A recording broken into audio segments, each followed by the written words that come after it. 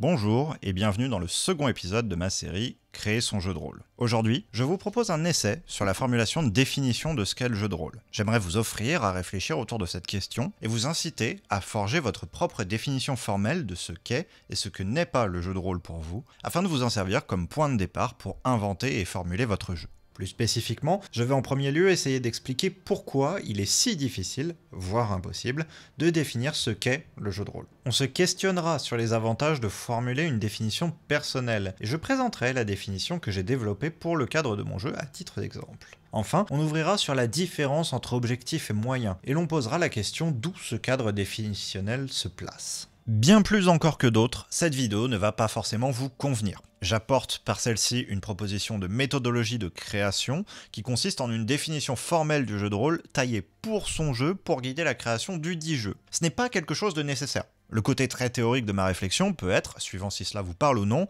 un frein à la créativité, ou vous rassurer. L'objet de cette série n'est pas de donner des lignes universelles pour la création de jeux de rôle, mais de documenter des manières alternatives de penser la création de notre média dans l'idée transversale qu'il existe autant de manières de créer des jeux que de créatrices, et autant de manières de le recevoir que de joueuses. N'essayez pas de forcer cette pratique dans votre démarche créative si elle ne vous convainc pas. Prenez-le plus comme une sorte de curiosité intellectuelle. Cette série ne saurait être exhaustive et devra se contenter de parti pris. Comme à l'accoutumée, remettez en question tout ce que vous entendez ici pour structurer votre pratique. Croisez les sources.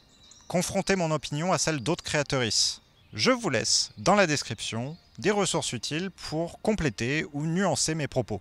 La construction d'un jeu est un travail de longue haleine, soumis à nombre de choix personnels. Ma manière d'envisager la création ne sera pas la même que la vôtre, mais j'espère vous offrir des pistes à creuser. Poser une définition de ce qu'est, ou n'est pas, le jeu de rôle sur table est périlleux. C'est un loisir relativement jeune, avec à la fois une expérience grand public très homogène, standardisée par une hégémonie de Donjons et Dragons, mais tout à la fois hétérogène et foisonnante dans les sphères indépendantes. Wikipédia nous en offre la définition suivante. Un jeu de rôle est une technique ou activité par laquelle une personne interprète le rôle d'un personnage, réel ou imaginaire, dans un environnement réel ou fictif. Le participant agit à travers ce rôle par des actions physiques ou imaginaires, par des actions narratives, dialogue improvisé, description, jeu, et par des prises de décision sur le développement du personnage et de son histoire. C'est un cadre vaste et très poreux qui englobe de ce que les anglophones nomment le pretend play, c'est-à-dire le faire semblant, jusqu'au jeu de simulation. Au sujet des jeux d'ailleurs, il existe en anglais deux mots pour le dire, play et game. Le premier est plus l'expression d'une liberté ludique, où le second fait plus figure de jeu encadré dont les sorties sont connues. Le jeu de rôle sur table, qu'on nommera simplement jeu de rôle dans le reste de ce développement pour des raisons de simplicité, fait figure d'intermédiaire entre ces deux pôles, avec des pratiques balayant l'ensemble du spectre. Ce qui va le différencier d'un jeu de société ou d'une improvisation complète, c'est la possibilité de l'existence à différents degrés, pour reprendre le concept de Frédéric Sainte, d'un vide fertile, c'est-à-dire que des éléments de jeu vont émerger lors d'une partie grâce au jeu, sans pour autant que cela soit explicite dedans. Pour reprendre sous d'autres mots, cela signifie qu'un jeu est formalisé ou à minima explicité, mais qu'il n'est pas absolu, dans le sens qu'il ne couvre pas l'intégralité de son fonctionnement par ses règles. Cet exercice définitionnel, je m'y étais essayé au lancement de notre podcast Autour de la table, avec Effulgence. On avait pu par exemple y effectuer la distinction entre système de jeu, quelles sont les situations, et système de résolution, comment on tranche les situations, et esquisser les contours d'une définition. Le jeu de rôle, c'est la pratique ludique qui émerge de l'interaction entre les participantes et le système. Côté académique, on retrouve de nombreuses définitions avec des points communs centraux. Dans The Many Faces of Role-Playing Game par Itchen et Drachen, en 2008, les auteurs identifient les points suivants. Premièrement, un univers de jeu qui est un monde imaginaire que les joueurs sont libres d'explorer. Deuxièmement, des participants qui se répartissent entre les joueurs et les arbitres. Troisièmement, des personnages qui constituent un individu défini dans le jeu, classé en termes quantitatifs et qualitatifs, et qui peuvent se développer grâce à leur interaction avec l'univers de jeu. Quatrièmement, le maître de jeu, défini comme la personne ayant le contrôle du monde de jeu au-delà d'un seul personnage et chargé d'établir les règles du jeu. Cinquièmement, l'interaction, qui est la manière dont le joueur interagit avec le monde du jeu par l'intermédiaire de son personnage grâce à un large éventail d'options. Sixièmement, une narration, des représentations de séquences d'événements dans le monde de jeu qui donnent au jeu ces éléments narratifs. Nul étonnement, par la prévalence de Donjons et Dragons, seul jeu cité dans les publications universitaires rencontrées, que les définitions académiques appuient autant sur la position presque toute puissante de la MJ. C'est ce qui ressort d'ailleurs dans Tabletop Role-Playing Games, publié en 2018 par White et ses co-auteuristes. Selon LE, les jeux de rôle fonctionnent selon un système rédigé par des cadres diégétiques, c'est-à-dire que des règles implicites sont inhérentes à l'univers, un système de représentation de la réalité et du fonctionnement des choses commun. Ainsi, par exemple, elles disent que dans Donjons et Dragons, un personnage doit lancer un dé à 20 faces et obtenir un résultat suffisamment élevé pour réussir à escalader une falaise. À partir de ce cadre, les joueurs créent leur personnage et jouent un rôle attribué par le maître du jeu. Le rôle du maître du jeu est de présenter des scénarios narratifs tels que le sauvetage d'un noble dans un monde imaginaire. Le monde fictif sert de scène et d'espace pour interagir à la fois avec le monde lui-même et avec les autres joueurs par l'intermédiaire d'un personnage. En France, nous avons Coralie David, dont la thèse « Le jeu de rôle sur table, l'intercréativité de la fiction littéraire » pose une définition du média. Le jeu de rôle est un jeu dont les participants ont pour but d'imaginer ensemble un univers de fiction, dans un espace mental partagé généré par leur dialogue. Le système de jeu vient les soutenir dans ce processus intercréatif en structurant leur total pouvoir créateur et décisionnel sur les éléments diégétiques, pouvoir qui rend cet univers absolument interactif, immersif et accueillant pour toutes les narrations qu'ils pourront y développer collectivement. Ce jeu fait une utilisation ludique et interactive du matériau littéraire, le langage, en déplaçant son statut traditionnel, à savoir l'écrit figé et monocréé, vers l'oral présentifié et collectivement généré. De l'ensemble de ces définitions, on peut tirer quelques lignes communes. Une pratique collective dans laquelle s'inscrit une notion de système, de jeu et de résolution, comme pourvoyeur d'opportunités narratives et comme régulateur, qui met en scène un univers fictif commun, rendu vivant par la narration qui y prend place. Mais même en cherchant au plus large, on peut constater que toutes les pratiques ne sont pas englobées. Le jeu de rôle solo ne rentre pas dans la case d'un développement collectif. Et au-delà de cet exemple simple à appréhender, on a des pratiques très diverses, notamment dans les sphères indépendantes et homebrew. Les critères strictement communs sont très vagues. Déjà, même si on a des influences communes, chaque groupe est unique, et un même jeu aura plusieurs réinterprétations. Comparativement, un film ou un livre peut être compris de différentes manières, mais les respectivement mots ou images sont les mêmes pour tout le spectorat. Côté jeu de rôle, le travail créatif ajouté pour faire une proposition ludique à partir du système modifie le média de base, et donne ce caractère imprévisible non encapsulable dans une définition globale. En fonction des bornes que l'on admet, on n'a pas un jeu de rôle, mais des jeux de rôle. Les jeux de rôle maison, aussi nommés homebrew, donnent lieu à une pluralité de pratiques, par tous ces jeux invisibles qui naviguent sous les radars, avec, ou non, des influences partagées. Ce sont en effet des jeux qui ne sont pas nécessairement diffusables, car associés à la pratique des personnes en présence.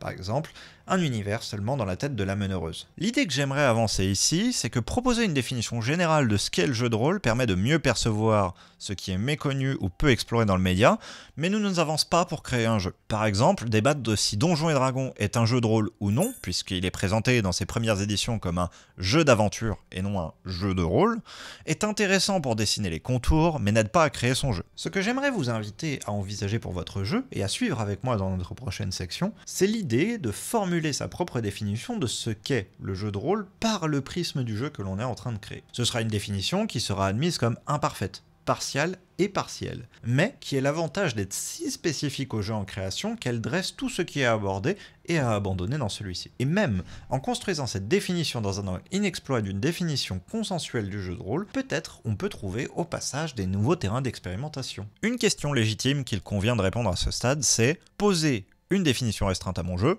Pourquoi faire? Un travail de formalisation peut être périlleux, prendre du temps, et ce n'est pas une définition qui sera calcable sur n'importe quel autre jeu, ou qui vous permettra de mieux appréhender le média dans la pluralité de ses pratiques. Je ne pense pas que c'est une pratique qui conviendra à toutes, mais je tiens à en parler car je pense que cela permet de faire un pas de côté par rapport à sa pratique et sa conception de jeu, pour définir les composantes nécessaires, accessoires, et à éviter dans celui-ci. C'est un travail dans lequel, si vous vous y engagez, qui n'est pas nécessairement à faire au début du développement. Vous pouvez vous y attaquer en cours de route, voire même à la fin de la création de votre jeu pour dresser un bilan et identifier d'éventuelles zones qui auraient dû être couvertes. Verbaliser ce qui fait le jeu au-delà de ses apparences, c'est comme dépoussiérer une boussole.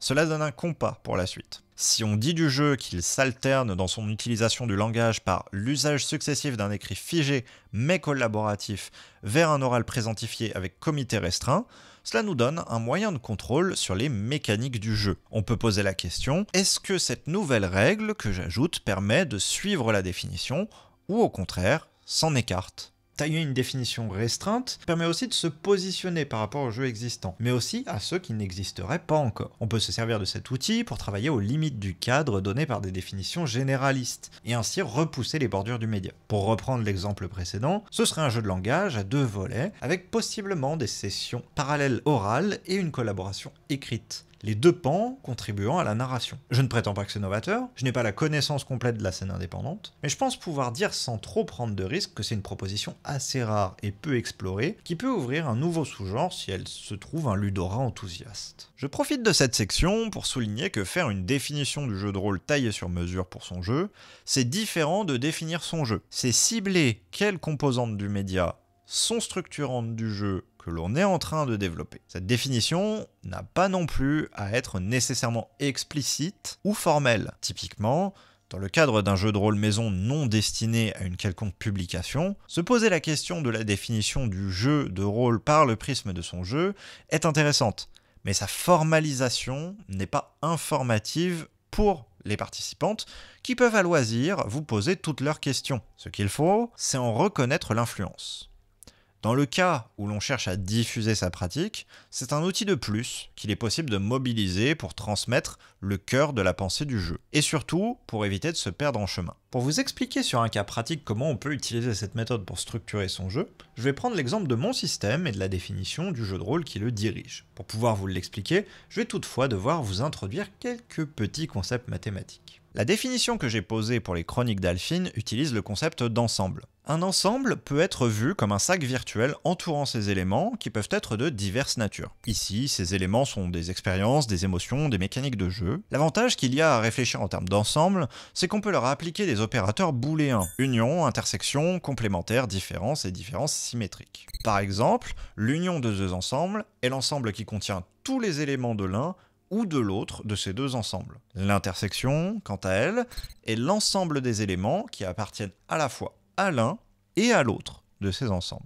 Lorsque l'on incarne un autre que soi, on place dans cet alter ego des parties de sa personnalité, de manière volontaire ou non. Le jeu de rôle est transformatif, la personnalité incarnée est mouvante, et la personne qui incarne le personnage n'est pas la seule à contrôler le cadre et les relations qui l'affectent. D'autres personnes à la table proposent l'univers et les actions de leur propre personnage. Ni la manière dont ces expériences affectent la joueuse du personnage, par le bleed par exemple. Dans ce cadre, je définis 2 ensembles non disjoints lors d'une partie de jeu de rôle. D'une part, le moi, c'est l'AE participante qui s'assoit à la table. Elle vient avec ses explicites, ce qu'elle cherche à la table, et ses implicites, les bonnes ou mauvaises expériences de sa journée qui l'influent, ses limites émotionnelles, etc. Et d'autre part, le jeu, c'est le personnage qui va être incarné. Il existe par l'AE joueuse, avec sa propre histoire, ce qui est décrit textuellement de lui, et son vécu, ce qui existe entre les lignes et qui n'est pas développé. Grâce aux opérateurs ensemblistes, je peux définir des composantes secondaires. L'intersection du jeu et du moi va former le nous.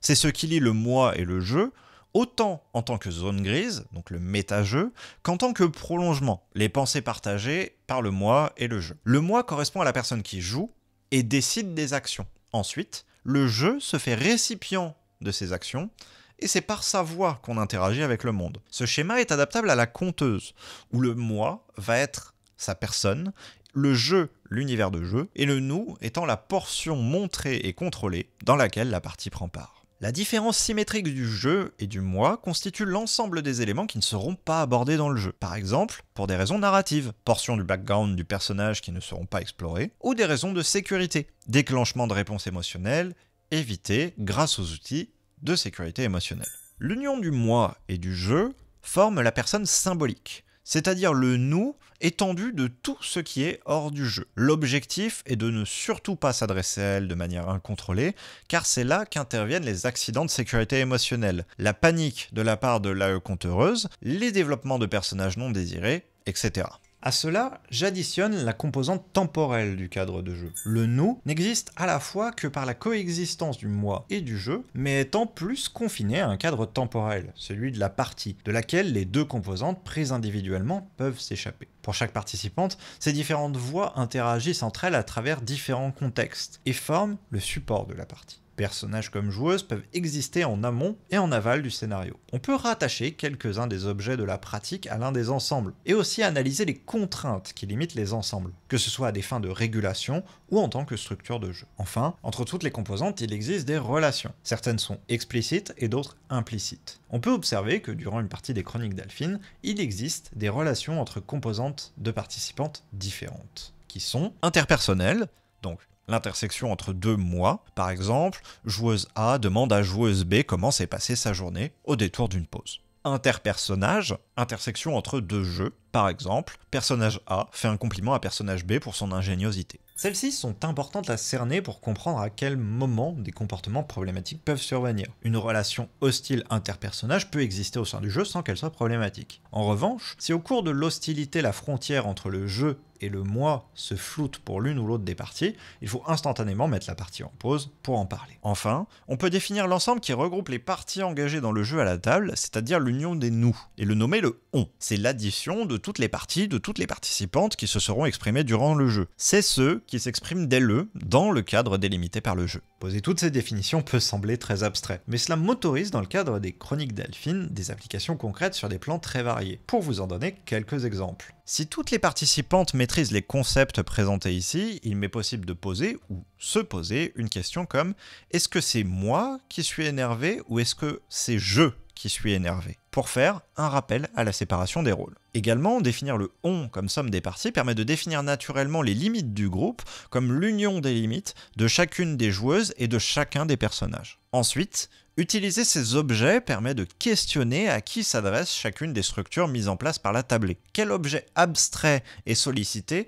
lorsque l'on met en application une règle de résolution? Un outil de sécurité s'applique-t-il au moi, au jeu ou au nous? Lorsque l'on résout une énigme, quelle voix s'exprime pour y trouver une solution? Répondre à ces questions permet d'adapter les outils, de réfléchir à la création de scénarios plus immersifs et à la place du méta-jeu, par exemple. Dans ce jeu, l'objectif est de mettre en place un jeu émotionnel fort mais sécuritaire, tout en offrant un système de jeu avec une flexibilité et une profondeur, cherchant à répartir au mieux les charges entre les personnes, tout en maximisant le plaisir de chaque participante. En articulant la définition aux valeurs du jeu, qui seront détaillées dans une prochaine vidéo, on obtient un référentiel depuis lequel analyser chaque idée à incorporer. Chaque ajout est pensé en fonction de cette grille de lecture, qui ne permet pas d'éviter toutes les erreurs ni de former un jeu fonctionnel, mais en assure la cohérence. D'un point de vue de personnes souhaitant faire jouer le système, cela offre la possibilité de poser la question « à qui suis-je en train de parler ?» et sa réciproque « depuis quelle composante je parle ?» Elles sont centrales et ce sont celles qui posent les curseurs dans le jeu. Par le niveau de détail de la définition et ce à quoi elle s'articule, on comprend que c'est un travail qui est spécifique à chaque jeu. Par exemple, pour un autre des miens, nommé Cœur d'étoile, la définition est différente, avec une absence de notion d'ensemble. Elle ne sert que d'outil pour aider la construction et peut être transmise à celles qui joueront au jeu, mais ne fait pas foi de vérité transposable. Vous l'aurez compris par mon discours, poser une définition restreinte à votre jeu peut servir de cadrage et de guide, et de porte d'entrée pour mieux vous connaître et questionner votre pratique. En revanche, elle n'est pas utile pour questionner la pratique de manière générale. Cette définition est différente des concepts de valeur et de posture, mais elle n'en est pas pour autant décorrélée. Ces concepts vont s'articuler autour de la définition. Ce sont des fondations. Elles n'ont pas à être visibles, bien qu'elles peuvent l'être, mais tout s'accroche dessus. Ce qui ne s'y accroche pas n'est pas une composante du jeu, ou alors la définition n'est pas complète. Je suis curieux de connaître votre opinion sur la question. Est-ce une méthodologie que vous envisagez? Avez-vous tenté des choses similaires?